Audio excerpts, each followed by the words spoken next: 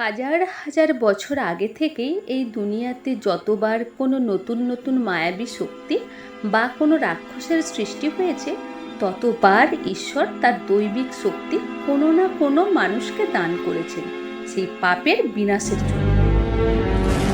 পালানি, তাই তো? এতজনের মধ্যে থেকে শুধু আমিই কেন, আমার মধ্যেই কেন এরকম শক্তি আছে?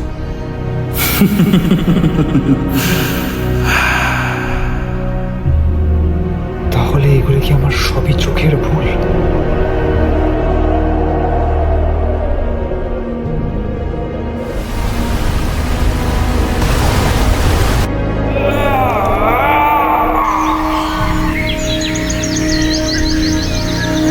এটা আমি কোথায়?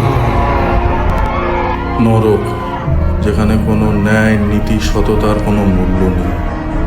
আছে শুধু মৃত্যু আর প্রতিশোধ। তোমার এর পরের যুদ্ধটা অনেক কঠিন হতে চলেছে। নিজেকে তার জন্য প্রস্তুত করো।